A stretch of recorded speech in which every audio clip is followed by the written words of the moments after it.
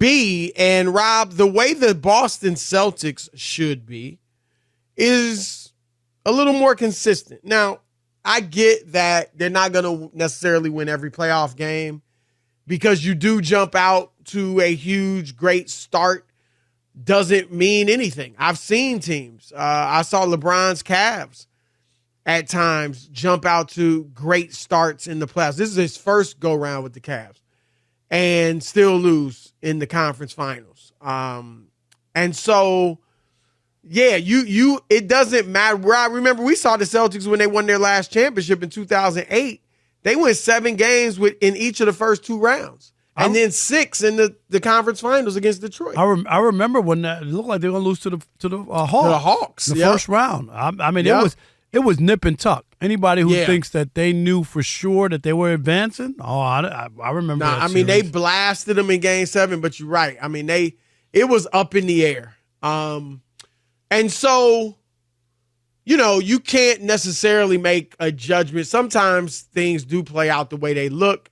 But other times, a team will still be fine despite a few bad bumps in the road here in the playoffs. You could have a stinker or two. Yeah, absolutely. We both think the Celtics still are the best team in the East and will win the East. And I think most people feel that way, Rob. But last night, they got shellacked at home. And that's what makes it so devastating is that it was at home. They've lost home court advantage.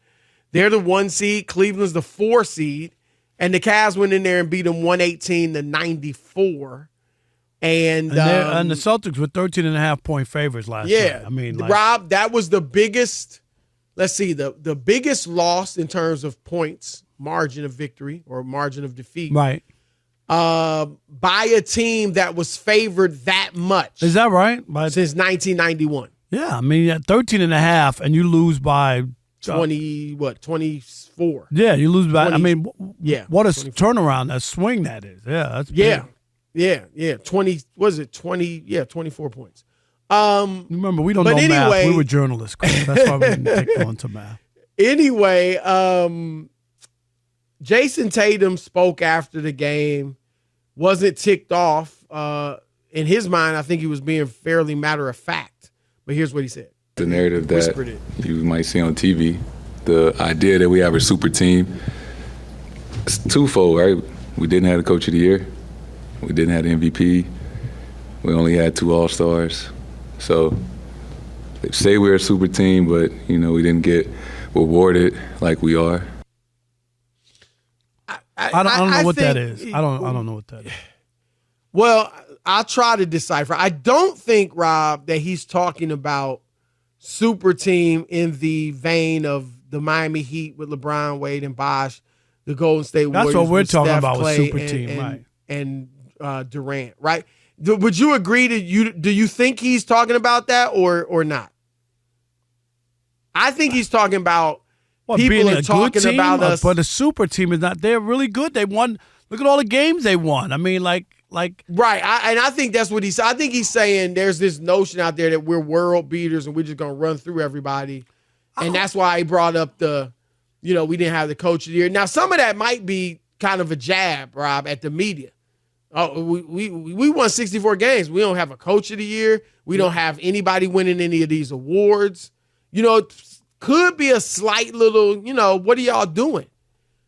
But here's my grand takeaway from this, Rob.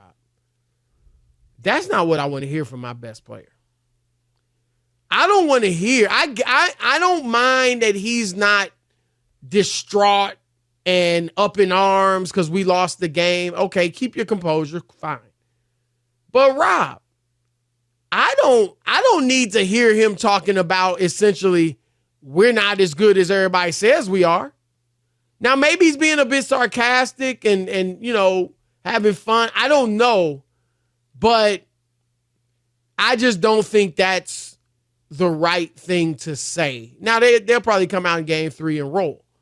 But I don't think that's the right thing to say. That we're really not all that. Y'all been saying we are, but so again, I think he's probably playing around with the media like, well, what is it? Are we really this good? Are we supposed to win every game by 20 points or whatever? But that's not really. It's is that the commentary you want to hear? Yeah, right, I just to me it's, dude, we got our butts kicked tonight. We're gonna clean this up. We're better than this. We're gonna go and do it. You know what, Chris? That's all people want. Take responsibility of the loss, right? We didn't do what we were supposed to do. We couldn't make a basket to save our lives. A 3-pointer. 8 for 35 or whatever it was. We're better than this. We had a terrible shooting night, and nothing went down for us. And we can regroup, and we'll do better. We're one of the best 3-point shooting teams. I believe in my teammates. I believe that we'll, you know what I mean, Chris, play better the next game. And we had a bad day at the office, but it's not. This doesn't derail us from where we're trying to go. I got that. Yeah. I agree. I mean, it's almost like he engaged the media a little too much. It's just not necessary. He engaged in, y'all think we ain't going to lose a game. Right, like that whole thing. Oh, we lost, so now y'all think dude, that's not it. Right. You lost the game. So he was, in trying to kind of defend that, we're human. It happens. And we get it. It happens, right? Sometimes you miss shots. Sometimes you're having an off night. That's kind of essentially, I think, his mindset. But he went overboard in talking about, hey, it happens. I mean, we ain't all that anyway. I mean, we didn't have a coach of the year, right? We didn't have, an MVP or even a top 5 MVP candidate. We're struggling like the rest of these teams. We're vanilla ice cream. What do you want? Strawberry? Here's one of and I've talked about this all year with the Celtics, that one of the things that bothers me is I think they are over-reliant on the 3-point shot. And they can certainly score in other ways. They've got Porzingis, who's out right now, but he can post, and they can play in the mid-range and things like that. And you saw this last night, Rob. One of the things that does bother me with the Celtics, in addition to them attempting so many threes, is that when their threes aren't falling, that obviously, when you shoot the most threes in the league, when essentially half of your shots are 3-point attempts, almost. They take 90 shots a game in the regular season. 42 of them are threes. So they're almost at 50-50. And so when you take that many threes and you're off, which is going to happen, that's just the nature of jump shooting, then you're going to have a tough day at the office. But I think what makes it even worse, Rob, and what compounds it, is that when they miss threes, it's like they go into a funk. It's like their execution suffers.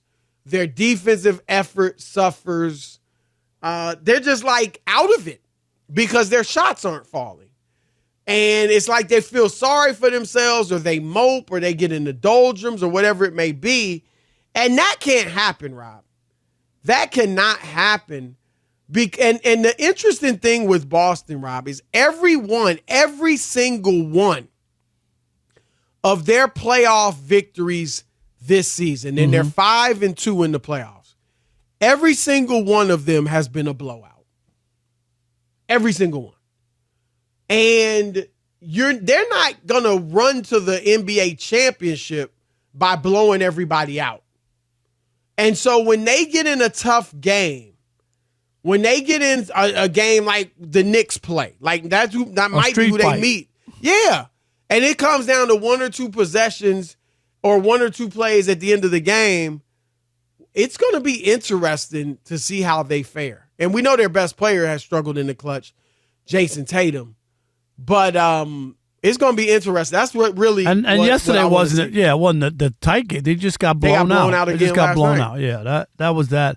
I mean, all it does, Chris, and it's just one game, and doesn't matter if you lose by 1 or by 20 or what, you lost, okay? But it just gives people more and more reason to question them, because it seems like games that they should be able to win or expected to win, sometimes they just don't, and you can't figure it out. Like they're too good. How did you know what I mean? Like if they went on this was in Boston. This was a game, like I said, the Vegas gave people 13.5 points, Chris, for a reason. Really. They really believe, oh no, they're not going to be able to do anything with this team in Boston. Like that is the thinking behind it. And you think Vegas just giving away points? Right. Well, Rob, they're 14-14 at home in the playoffs the last 3 years. Yeah, there you go. And those are those moments, Chris. 14, why? For a good team, right? There's just no reason. You're supposed to be 500 on the road, right, and dominate at home. Yep. That's the formula. You're not going to win on the games on the road. We all know that. I don't care how good you are. It's hard to win on the road. Yep, you're absolutely right. And so you're really hurting yourselves, right? Because you're really playing like you don't have any home court advantage. And that's going to be big going forward for them. So, Chris, I don't know, Rob. I think they'll win the East, and I think they'll likely get beat. I want to see who they end up matching up with, but I don't see them winning the championship. I'm not saying it's impossible because, again, it just doesn't feel like great right now. Yeah, I don't. But did you cover? I'm trying to do your time frame. Did you ever cover games at the old Boston Garden? No. Okay, because I was going to say that's after you. Garden, TD when you got Chris. That place that was a small, intimate, 14,000, cramped, rats everywhere. It was a dump. Did you see rats? No, but the story that I always remember was it just felt. I think I saw a mouse there. I never saw a rat. But once they did the shellacking on the parquet floor, to put down like the Chris and they did it overnight. Came back the next morning, rats were stuck to the floor. I heard that. Yeah, from running across that at night. True? Do you know? Yeah, that's what they said. They came. One of the Boston writers told me, they came back the next morning after putting down the shellac, and they had rats stuck everywhere. It's funny. Well, I know that there's stories obviously about the visiting locker room being freezing. I think was that the word freezing in the visiting locker room, and then the showers was just cold water. Like no hot water, and it was bad. But that and the old Chicago Stadium, where the Bulls played.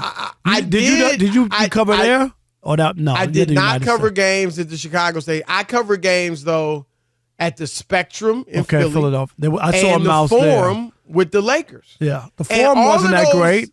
No, I mean, and you know better than me, but I know of those two, which were legendary arenas, right? And then you throw in Chicago and Boston, like you said. Those places were, and with all due respect, dumps. They were, right? They were. No other way to look at it. I'm dead serious.